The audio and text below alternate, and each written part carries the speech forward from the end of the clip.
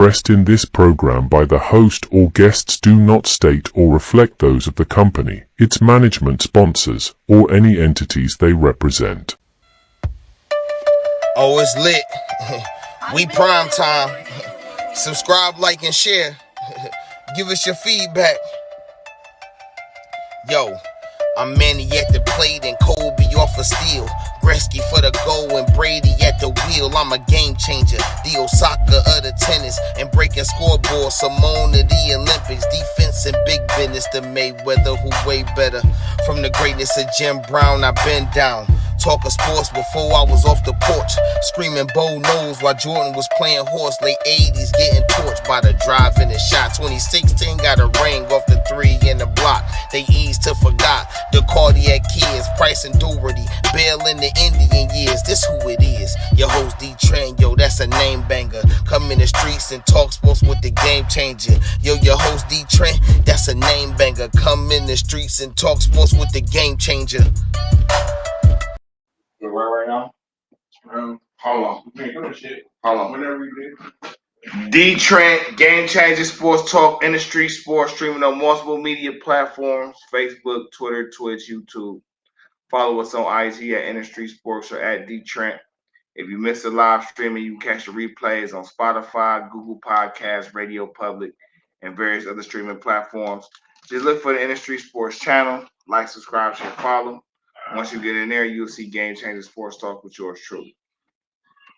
All right, wherever you viewing from, it'll be a link in the chat, shit like that. We can really get into this discussion. I really just want to talk football today. Scouting Combine is over. I hope you caught the latest updates from Industry Sports about, combine results and chatter that was going on throughout the week. And it's been interesting, right? Free agency starts tomorrow, if I'm not mistaken. And a lot of people have been doing things. Certain guys who are projected to hit the market will not hit the market. T. Higgins, franchise tag. T. Higgins, wide receiver from the Bengals. Offensive tackle Ronnie Staley from the Baltimore Ravens, just re-signed for a 3-year, $60 million deal. Linebacker Nick Bolton from the Chiefs just re-signed, got a 3-year, $45 million deal, 30 up front. Defensive tackle Jarran Reed just got re-signed to the Seahawks for 3 years. The Seahawks also traded Geno Smith to the Raiders, right? So the Raiders won't be looking for a quarterback next draft. That's what we do know. Geno going over there is interesting. But football is making moves. Von Miller got released. Jonathan Allen got released. Baron Browning got re-signed to the Cardinals, Arizona Cardinals. And DK Metcalf was allowed to seek a trade. Wide receiver from Seattle. Defensive tackle Trey Henderson. He was allowed to seek a trade as well. It's really real. NFL is about to get very interesting. The biggest domino to fall, though, fell about a couple hours ago, which was Myles Garrett. Browns cornerstone player, been there for 8 years. During Super Bowl and Pro Bowl week, he basically went around saying he wanted to be traded. He don't think he can win in Cleveland. He didn't want to go just from Cleveland to Canton. He wants to play meaningful football. He wants to win championships. He wants to compete for a chance to win championships. A lot of people getting on there. Oh, the Browns suck. Oh, they not doing right by their best player. And it was all that. So then yesterday, it broke that part of the reason Myles wanted to leave was because the fans were cheering Deshaun Watson when he got injured. And I think that is so interesting that report came out specifically that way, because all these fans here swore up and down, well, not all of them, just the ones that was part of the cheering campaign, because they were trying to find a reason why it was okay. It's never okay. You have to show real loyalty. Loyalty is talking in a positive manner about your people or your connection, regardless of what y'all going through. You know what I'm saying? You make sure everybody else know y'all cool. You know what I'm saying? Whatever y'all got going on is between y'all. Um, Myles tried to do some things, tried to go over Andrew Berry head. He tried to do a whole bunch of things. But at the end of the day, when you're doing business, you have to recognize the position you're in. If you can't force a trade, then what's the next best thing you can do? Get some money. Do I think Myles will welcome a chance to leave here? Yes, he will. But now that he's done that, he asked for the no trade clause just in case something happens. He gets to pick where he wants to go. I don't think there's nothing wrong with that. I don't think there's nothing wrong with that. I'm not mad how the negotiations went. I'm not mad that he ended up.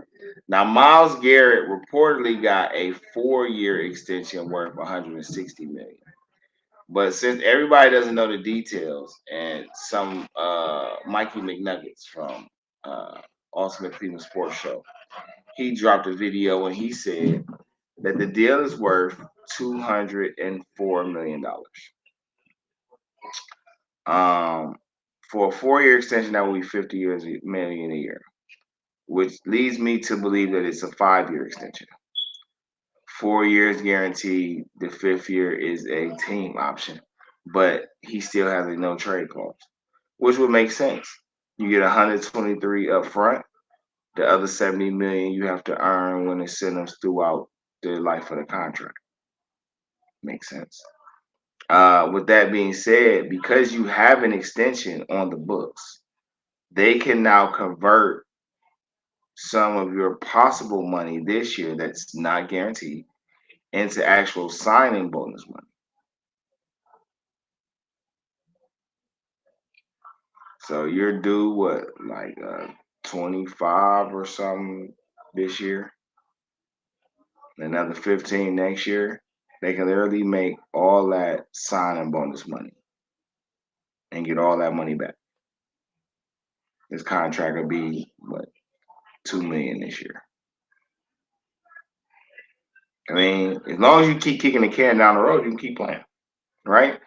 So shout out to Andrew Berry and Kevin Stefanski for not letting other people dictate how they're going to run their franchise, for not allowing the media to influence how they make their business decisions, for making people respect the fact that this regime has done better than every other regime and has had to deal with way more bullshit in the process. Shout out to those guys. But now let's get to the meat and potatoes of it, right? What are the Browns going to do? Now, quarterback has been heating up as for the Browns. The Browns already said they're cool with Shador or Cam. It doesn't matter. So this is what I'm thinking, right? I'm a true believer that you draft your offensive weapons. Unless you have a generational defensive talent, when you draft your offensive weapons, because it's easier to acquire good defensive talent. It's hard to acquire good offensive talent. You would have to draft that type of talent. So if the plan is to build up the offense, right? Then I most definitely think they should take a quarterback at 2. Now, again, I'll say this. My views on the quarterback, Shador Sanders, from a skill set standpoint, fits the offense perfectly. A gunslinger who can read defenses. I don't think the line will be as bad this year as it was for what he's used to. Cam Ward is a freak of nature. I don't think mentally he has the game as down pack as Shador. But I do think physically he's a little more talented, even though I think he's a little shorter than Shador. So ultimately, you got you like a little Mike Vick-ish type of player. So if it's me, I think the Browns should take Shedeur. They should take Shedeur with the number 2 pick. And then when they come back in the second round for the first pick in the second round, I would take Savion Williams. I've been hollering this player name since the offseason started.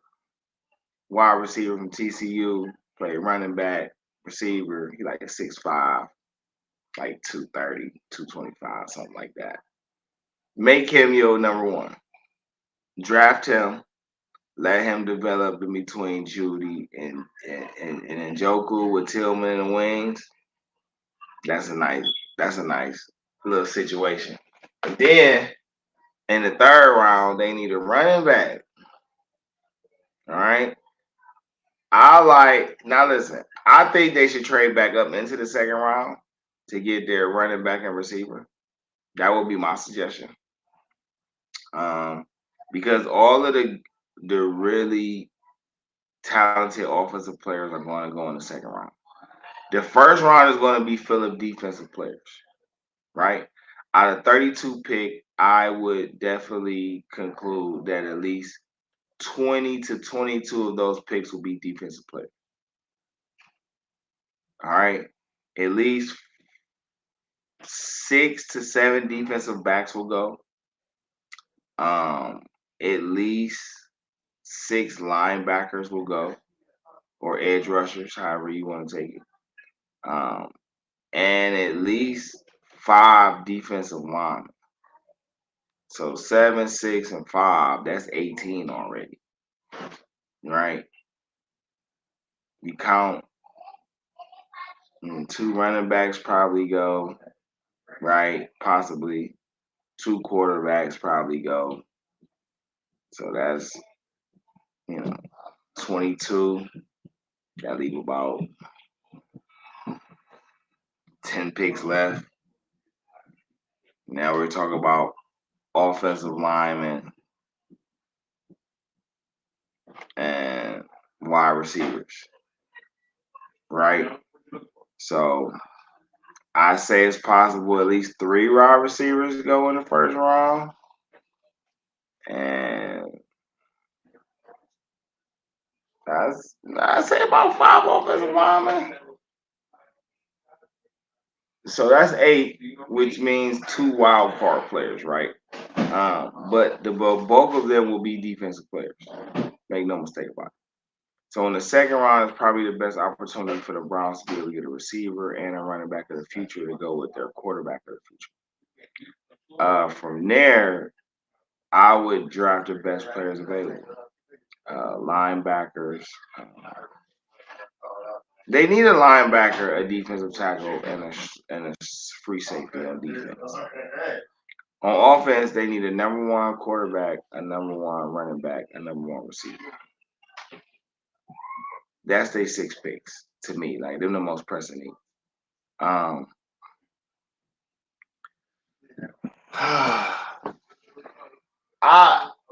like the position the Browns in right now. I don't like all the chatter though, right? Oh, the Browns ain't gonna never be shit. I just didn't understand this. The Browns went 11-6, and the year that they went 11-6 and went to the playoffs, yes, they lost to Houston, and it was embarrassing. But they came into the following season with their number 1 quarterback hurt, their number 1 running back hurt, their top 3 offensive tackles hurt. Their number 1 receiver was new. Well, their number 1 receiver didn't really want to be here, and the second receiver was new. Then you got Myles was coming off injury. Denzel was coming off injury. Delpit was coming off injury. JLK was coming off injury. So you got 11-16, and 12 of your starting 11 players were coming off significant injury, and people were upset that the Browns were 3-12. I don't understand. Where is like the common sense at? You have all them injuries. Who you thought was gonna play well? I was trying to figure out who you thought was gonna come in and do good, right? But I said at like week 4 or 5, this is a great year for the Browns to suck. And I was right. It's a great year for them to suck. It's a very good year to have high draft picks and still have a playoff caliber talented team at your disposal. So right now, the Browns get number one running back, quarterback, and receiver. They're playing with power. You add a defensive tackle, a middle linebacker, and a free safety to what we have, and you're really legitimately talking about a contending team. They're not that far away. They're not. So I don't understand why all these false narratives. Understand something, right? Kevin Stefanski and Andrew Berry signed an extension last year. And I'm pretty sure that extension included them full control of the team without Jimmy's input. So for all those people saying, oh, he should have took the meeting with Myles Garrett, Jimmy Haslam. No, the fuck he shouldn't. I hired a GM and a coach to take care of the team. You talk to them. They talk to me.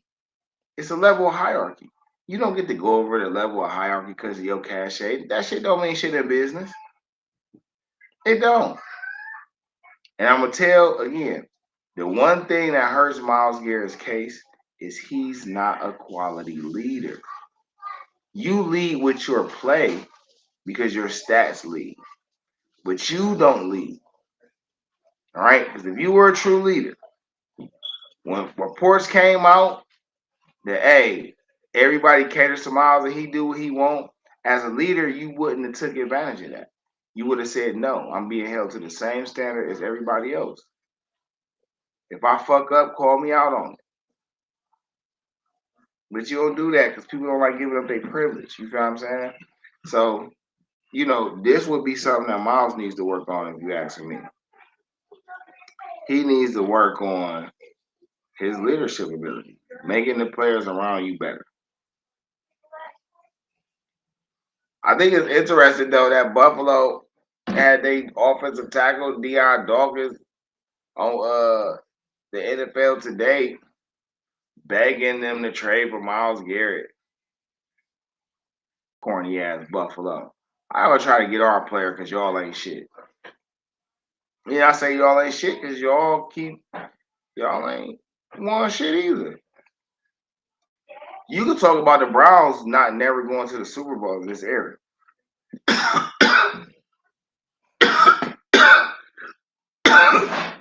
But we can talk about how y'all went 4 straight times and ain't win shit. And ain't been back since. At least with our revisionist history, we could say we made them combine the leads. The Browns were so dominant in the late 40s, the 50s, and the early 60s that it forced the AFL and the NFL to join as one league. They don't tell you all that, but that's the truth. Cleveland was the reason. Cleveland was the powerhouse. Cleveland built the blueprint on how to build a super team in football. Cleveland did that. They won't tell you all that history, though. So, I have no problem with the Browns going quarterback in 2. I think they should. People will come out of this draft and say, oh, these quarterbacks ain't this and that. They only doing that shit because there's only black quarterbacks at the top of the quarterback list. If one of these white boys would have put on any type of significant performance, they would be talking about him. Oh, this guy is. You see what they did with Zach Wilson, Jake Locker, like the list goes on. Josh Rosen. You see what they did? They said Lamar should change positions. Patrick Mahomes wasn't going to be good enough. So you got to do your own evaluation. What I like about Shedeur Sanders specifically on the quarterback side, his ball placement. People say throwing with anticipation, right? And throwing with anticipation means being able to deliver a ball in the spot that you assume the receiver is going to be at on any given play. Broken play, routine play, improvised play, it doesn't matter, right? When I can put the ball in a position that always gives my player the best chance to make a play and run after the catch. You don't have the worst offensive line your entire college career and still end up with the best throwing percentage, completion percentage by far in college football history if you're not good. You just don't do that. You just don't do that. We break them all here. All right. This is what our culture does. We do what you have never seen before. I like Shador. He knows how to lead stars. He's not intimidated by the spotlight.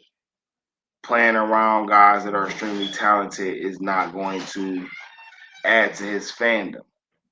It's going to add to his football demeanor. So I like Shador.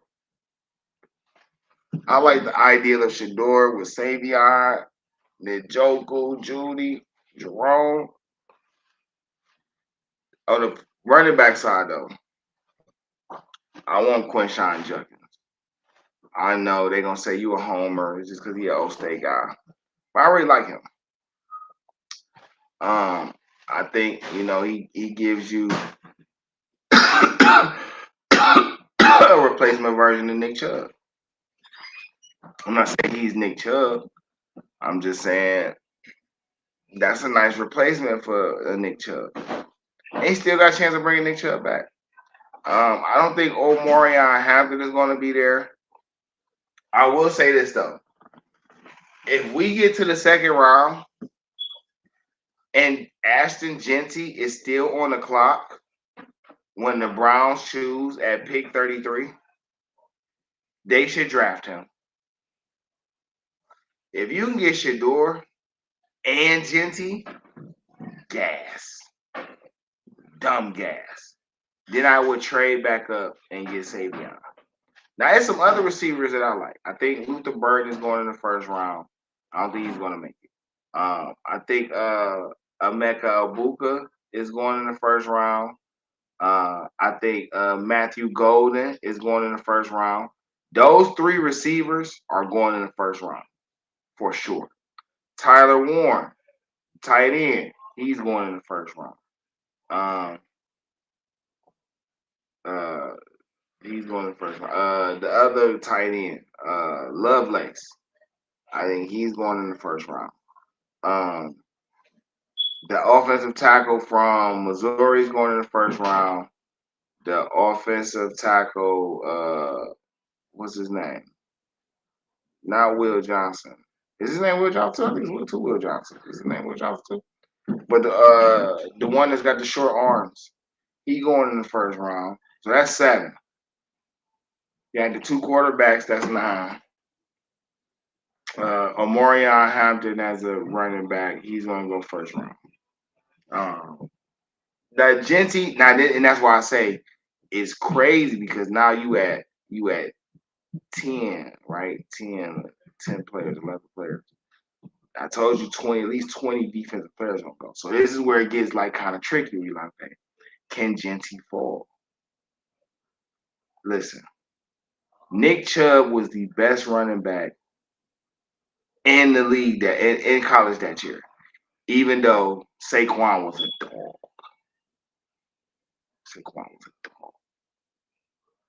Okay, but Nick Chubb was the best running back that year. Him and Rashad Penny. Saquon goes number 2. Nick Chubb goes first pick in the second round. Okay. That year, we had the 2 and 4 pick. We had the 1 and 4 pick. We took Baker and Denzel. Denzel's still here. Chubb's still here. Baker's gone. This year, you could pick quarterback, running back. I'm a firm believer that you should just pick your offensive weapons to go with your quarterback when you draft your quarterback, unless you already got 1 or 2 pieces on the roster already. You want those guys to grow together. You want them to have a long-term chemistry together. You want guys to play with guys they're familiar with playing with it and AAUs and all those little small leagues before they get to college. 7-on-7s. You want them to be. You want that. You want that. There's nothing wrong with that. You see how it's working out for Joe Burrow and Chase Young. I mean, not Chase Young. Jamar Chase. You see how it's working out.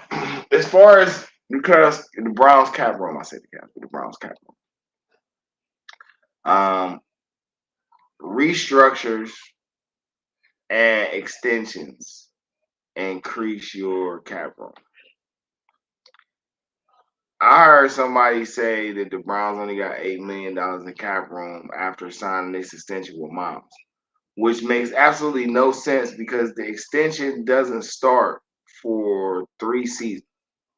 That means not this season, not next season, but the season after that is when the extension starts. Right? So this 2025, 26, and then 2026, 27 is the last 2 years. So the contract starts in 27, 28, 28, 29, 29, 30, 30, 31. We still got the same $12 million in cap room that we have. It's just now with his extension locked in, it lets us know where we can cut corners depending on who we want to sign. Now, as far as the free agency list goes, and who should the Browns target?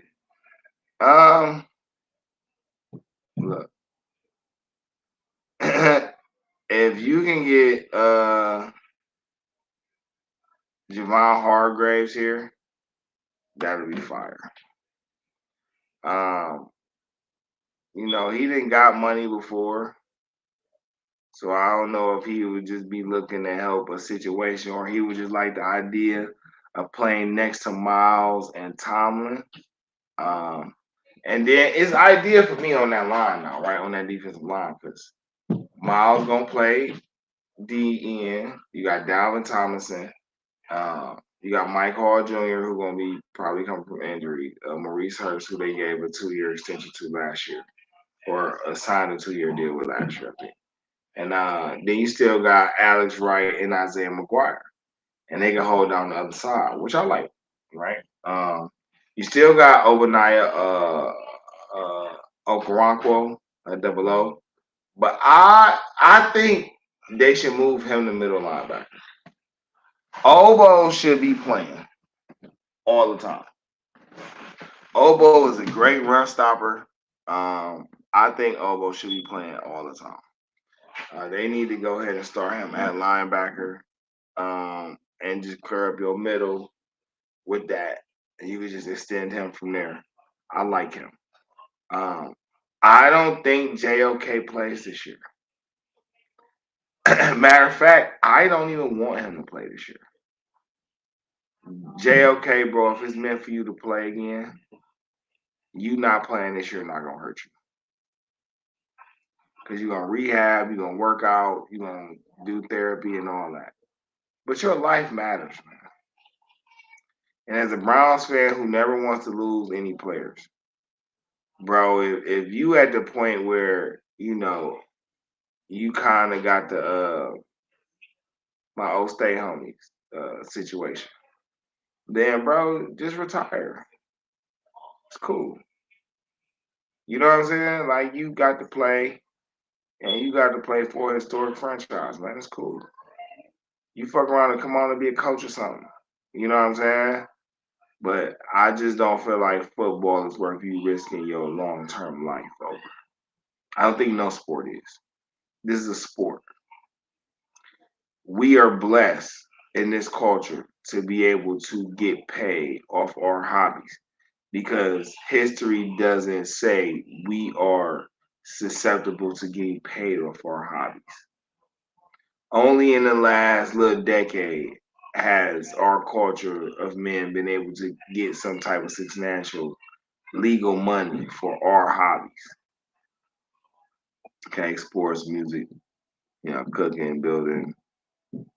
Like, it's real. Okay, specifically athletics and entertainment. All right, but without veering, You know, I like the Browns' height right now, man. Myles re-signing was a good domino fall. It was a great domino fall. You know what I mean? Now we gotta just let Stefanski cook. Listen, I'm telling y'all what he's looking for, right? I'm telling y'all what Stefanski's looking for on this offense. He wants a gunslinger who can read defenses, athletic enough to extend the play. All right, and is a leader. That's what he's looking for, right? And when I say gunslinger, that means somebody who's not scared to throw the ball to the person that's open. Not, oh, I gotta have a favorite target. If you open, you get in the ball. That's the type of gunslinger he wants. If he open, get it to him. Don't think about it. Don't second guess it. He's a running back, quarterback, receiver, whatever the case. Get him the ball. You should never be in a position to get a sack because if it's not open, throw the ball away. That's just quarterback and one-on-one. If you're in the pocket and there's no one open, you try to extend the play, which is basically utilizing the blocks in the pocket from your offensive lineman to step up into the right holes, right? If you have a little athleticism, when you press the line of scrimmage, which is make the defense think you're going to run the ball, then you open up more avenues for your receivers to get open on scramble drills. If you know how to ride the line of scrimmage to bait in defenders to go for the sack, and you have enough skill to get rid of the ball, now you're playing with something. And that is part of extending the play. All right. I think Shador could do that. I think Cam could do that too. I think Cam is a running weapon too, though. Like I feel like if they take Cam, you got the dual threat. And I've always felt like Stefanski should just switch to the pistol. Because from the pistol, bro, you can still run every formation you want to run. The pistol ain't doing nothing but just running offensive formations from the shotgun. The same formation you run from the shotgun, you can run from under center. You can run an I, you can run a split back, you can run a strong or weak, single back. You can run all that from the pistol. But it's just more base RPO. You know, a lot of the bases and all these different is RPO, which is I can hand it off, I can run it myself, or I can pass it. I mean, that's football, right? That's how most of us learn how to play football, right? That was always the option. I don't see why I should significantly change in the pros. That's football. That's the essence of football. So I think Cam comes in as a dual threat. Holy, what's good? You was about to say something. Where you ain't jump in? Where you at? What happened? Oh, but so yeah, I think Cam is a dual threat. What I was gonna segue to is I was looking at the QB market, right? Wondering, okay, is it a chance that the Browns don't like one of these quarterbacks? And if they didn't, who would be their best option as quarterbacks that's already in the league? Okay.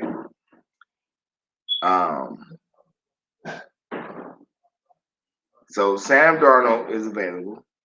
He just went 14-3. Basically revitalized his career.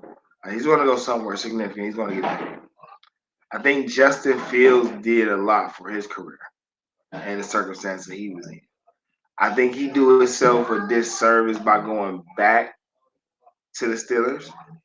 I think he should go somewhere where somebody wants to make him the guy. And I thought about him for the Browns.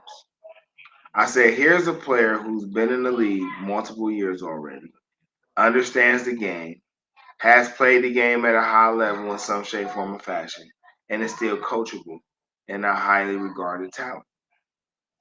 But my thinking is If you bring in a Justin Fields, you have no need to draft a quarterback.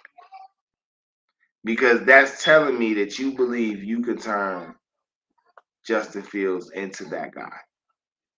Which wouldn't be out of pocket for Kevin Stefanski, being that he's won, hella games with multiple quarterbacks, right?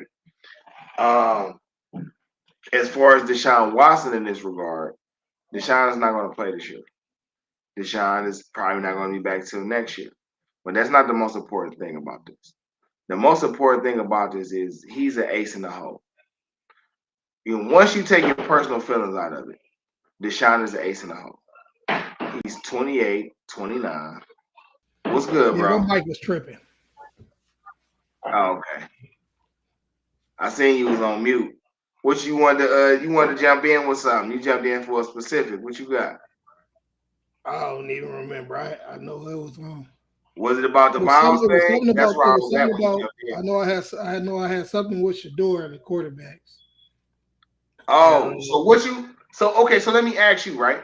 What do you feel about his fit with Cleveland? I think he'd be a perfect fit. I think he'd be a perfect fit under Stefanski, and he got the skin for this Cleveland shit. And when he go get bigger, and we know he can take some. We ain't trying to get him to get hit, but we know he can take some shots. You know what I'm saying? He never played with great lines, never. And he go get bigger. He go get the NFL body. He getting bigger right now. People ain't really paying attention. He getting bigger right now. People ain't paying attention to him. He getting bigger. So he still go get that grown man body. I think he gonna be straight. But I still wanna go out there and get a vet. Not no A-Rod type name, but I want us to go out there and get us a vet. But defense, what do you think we got to get on that defense for Myles? Who do you think coach looking for? Not Stefanski, but defensive coach. Yo, mic off too, if you're talking. It is off because I wanted you to get the whole floor for sure. I said you missed that. First thing I said was, oh, you missed that part of the show. So what I said is the Browns need on defense right now. Starting off, they need a defensive tackle, a linebacker, and a free safety. But this kind of my thing. If Myles is your number one, right? Because what Swartz want to run is a two strong safety scheme, right? I don't knock this because this is the type of scheme I like to run. Okay, I like to run a defense that is a 3-4-4-3 hybrid or 4-3-3-4 hybrid. That's the type of shit I like to run, right? And my nickel back, I like to have a JOK type of skill set. A guy that I could play at strong safety, at outside linebacker, or put him in the slot to cover. Which is, to me, is usually like another strong safety. Like I always think a strong safety or undersized right linebacker, or I guess they call it the wheel linebacker. Or no, it might be Sam. I think Sam is right side now. They can change the terminology so much, y'all. My bad. I know Mike is the middle. I think Will is the left and Sam is the right. Usually your right linebacker is your coverage linebacker. That's the significance of the right linebacker, right? The middle linebacker. So just to give people just how the game works, all right? From the linebacker position, your middle linebacker is usually the quarterback of your defense. And his job mainly is run stopping and making sure everybody is lined up. Now, usually, if you get a good one, he's all around. He can tackle, he can cover, he can play in zone. He's a leader. So you Ray Lewis's, your Fred Warners, your Mike Singletaries, your Pepper Johnsons, your Zach Thomas, your Luke Kuechly's. These are the type of guys we're talking about in the middle linebacker conversation. Your right linebackers are usually good cover guys. Now, back in the 80s, they was your best blitzing guys, right? Lawrence Taylor, I think, played a lot of right.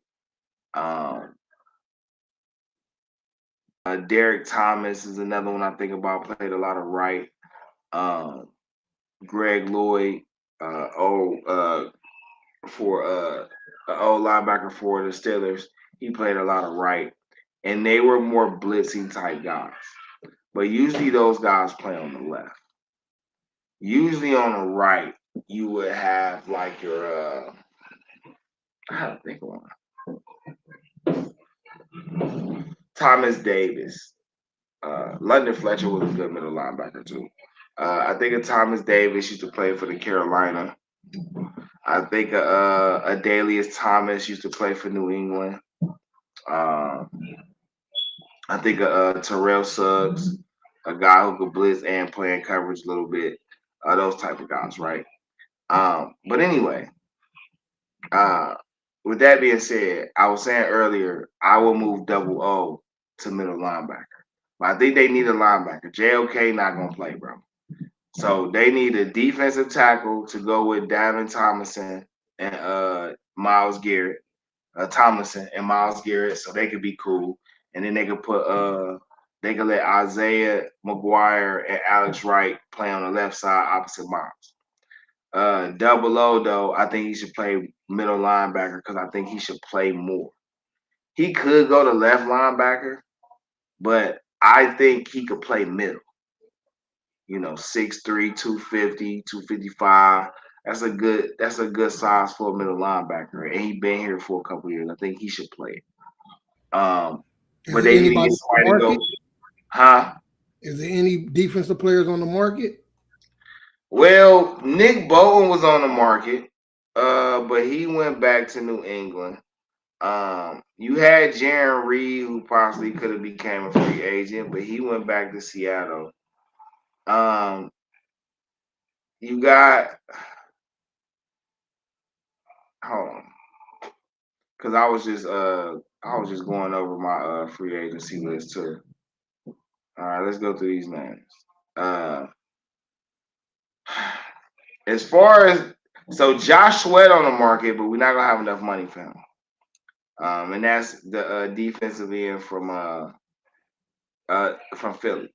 Then you got Milton Williams, who was a defensive tackle, who was basically like Javon Hargrave from a couple years ago. He's gonna command a pretty penny.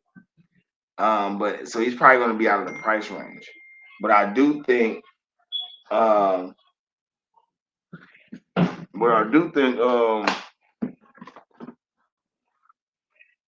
with the 49ers releasing Javon Hargrave, I think we could get him.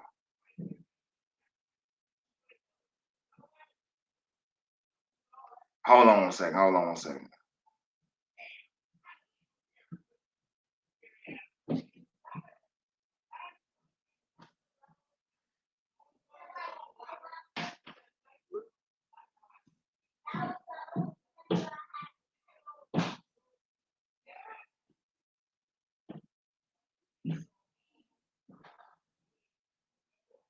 My bad, y'all. It's a work. Just as a work text. Hold on. Okay. Yeah. Always like money. I don't think they need a corner.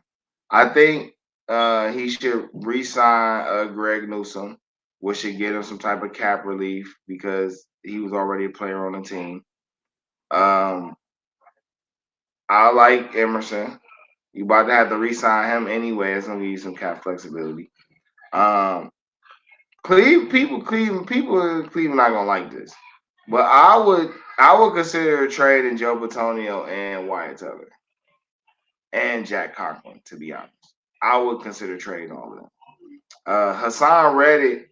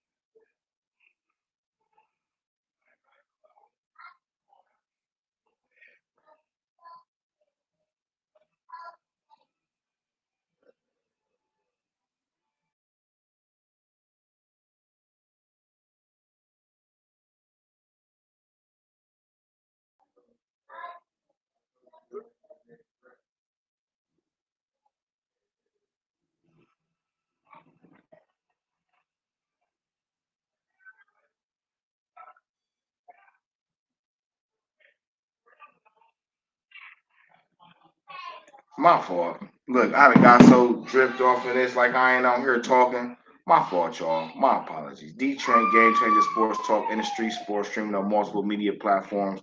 We talking Browns and off season. Bruh asked me about some defensive free agent players that I think the Browns could go after. I'm doing a process of elimination.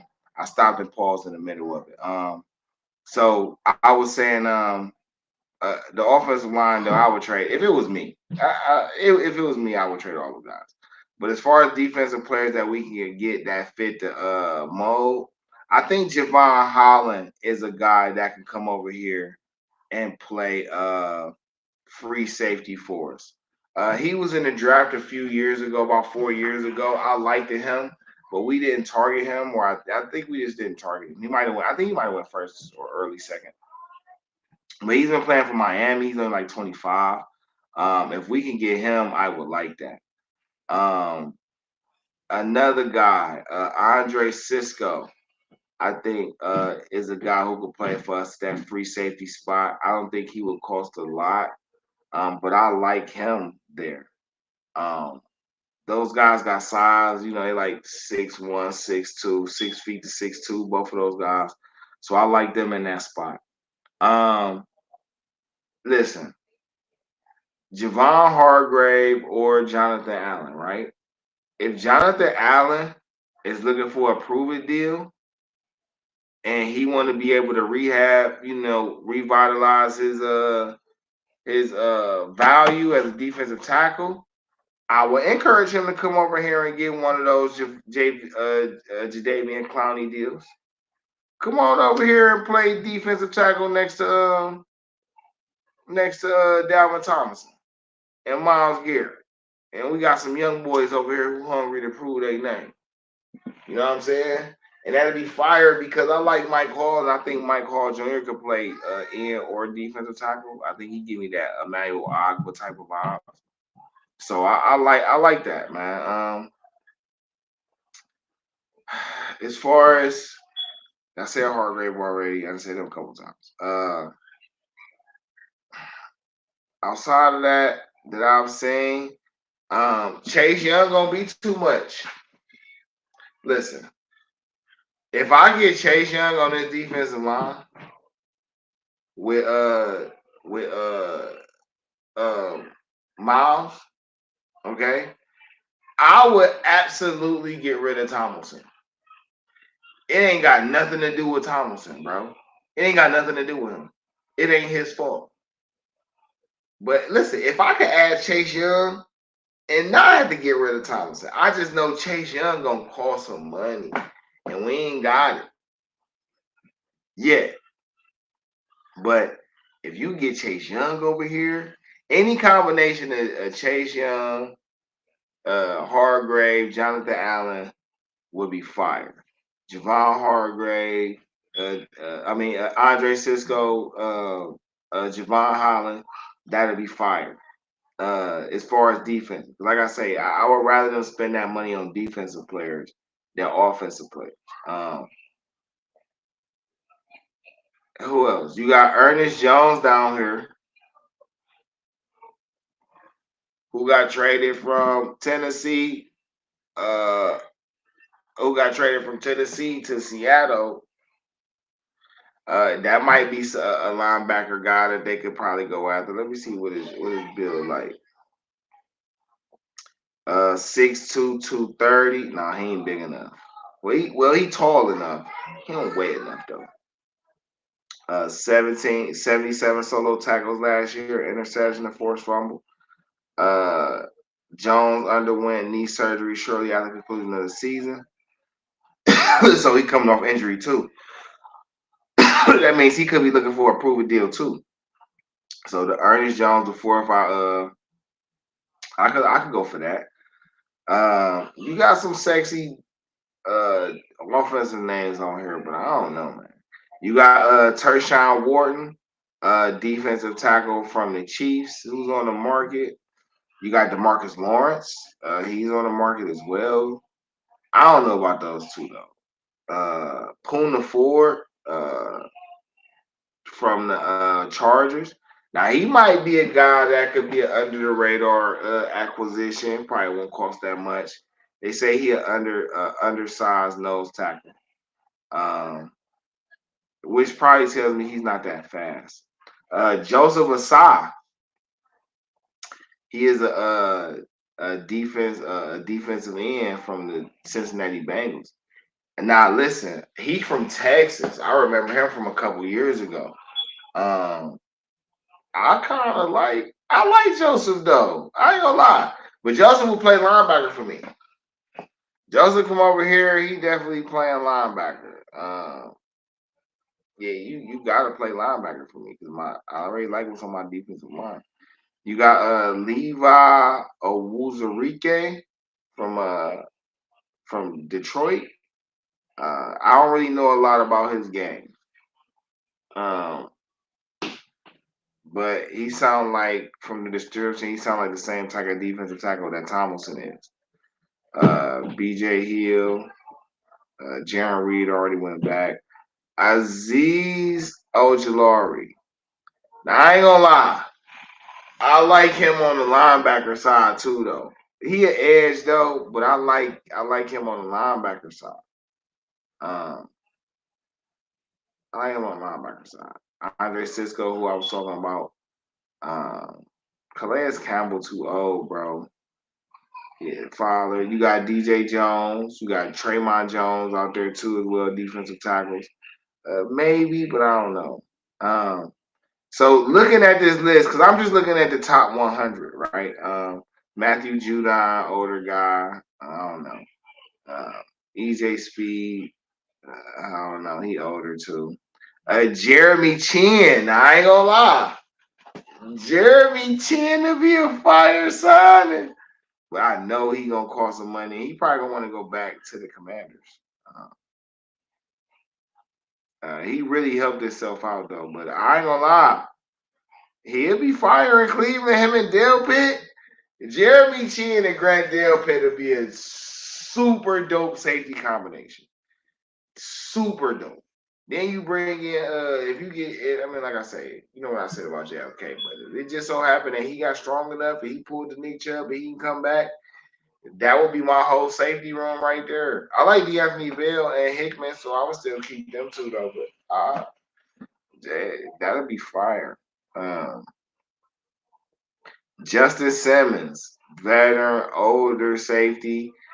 I ain't gonna lie, Justin like a strong safety, and we ain't had no good signing strong safeties lately. So I don't know. Maybe third time's a charm. Julian Blackman is a guy who's raised his game up over the last couple of years. I wouldn't be too opposed to him though.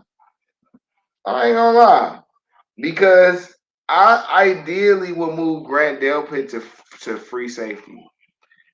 Grant Delpit could tackle, so I would rather have, but he can cover too. So I like him as a ball hawk in the middle of the field, being able to lay out receivers. I like the ideal of that. Yeah, you're tall enough, you're fast enough, you're lanky enough, and whatever receiver catch the ball, if you don't get the interception, you lay him out. That's your job. My other safety, you get a Blackman or somebody who can play that strong safety truly, and now you talk about a guy who can play better and run support. You got Javon Kinlaw out there. I don't think he would come to Cleveland. Jameis Winston. Now, as far as better quarterbacks, I wouldn't be opposed to bringing Jameis back. Jameis just need to learn how to read defenses. I ultimately.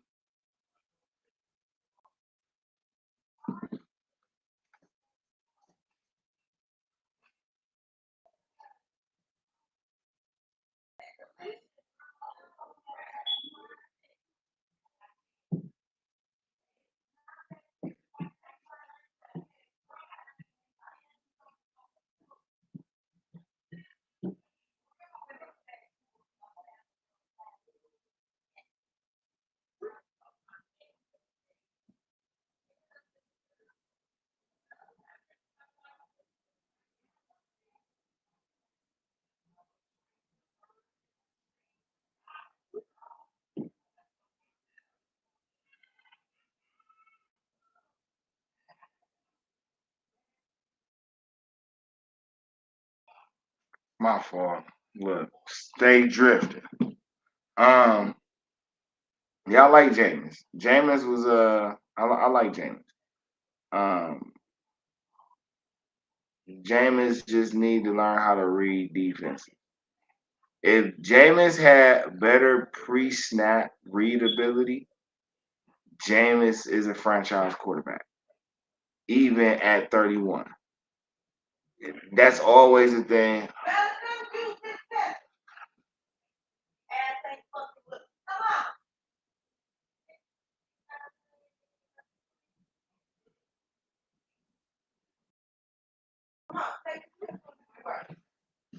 Um, but I wouldn't mind him. I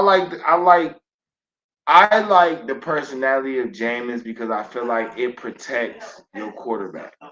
I felt like Deshaun Watson really benefited last year, or could have benefited a lot more from having Jameis back there because his personality is so outgoing. It kind of allows you to not have to worry about, you know, okay, something going on over here with my quarterback. I can worry about it being in the slump. Like Jameis gonna try to, make him laugh, keep the spirits up. That's cool. Like you need those type of teammates, man. You need those type of teammates. You know what I'm saying? Who else on her? So you got Kazir White, linebacker from the Arizona Cardinals. I don't really know about him. I had to take the game tape of him. You got Divine Diablo. That's a hell of a football name. Divine Diablo. He's a linebacker. He's from the Raiders. I had to look at some tape on him. I'm not familiar with his game like that. Yeah, and as far as the top 100, now on the running back side, though, I thought about Javonte Williams. I guess he had the Nick Chubb thing a couple years ago, and he's still trying to get back to form. I kind of like the idea if I want them to draft a running back, but if they don't, I wouldn't be mad if they brought Javonte in and tried to pair him with Jerome Ford. I wouldn't be opposed to that at all. I see it's a couple guys I gotta go look at some film on. But I think the Browns are in a good position. Look, Darius Slay, free agent. I don't know if we go get him, but I ain't gonna lie. The older Darius Slay probably could play good on the safety side. But we need a free safety. We need a free safety. We need a linebacker or two, and we need a defensive tackle. You feel me? Like that's the gist of it, and that's what I'll be looking for out of free agency. One of these young guys who's still in the tweener mode who got the size to be a sideline to sideline linebacker. I would look for that. And I know the Browns are in win now mode. I wouldn't say anything differently, but win now mode got to come smart. You know, you got a couple guys who looking to probably revitalize their careers. Andrew Berry has been pretty good at acquiring guys like that and getting them over here. But I ain't gonna lie, Myles Garrett re-signing for that extension, and people knowing that he gonna do that is like, hey, hold on.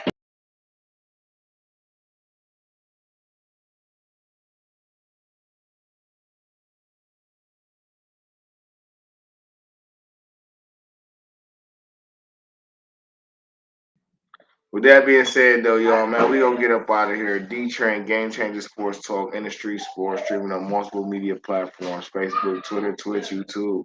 Catch us on IG at Industry Sports or at Dee Trynt. If you miss the live stream, you can catch the replays on Spotify.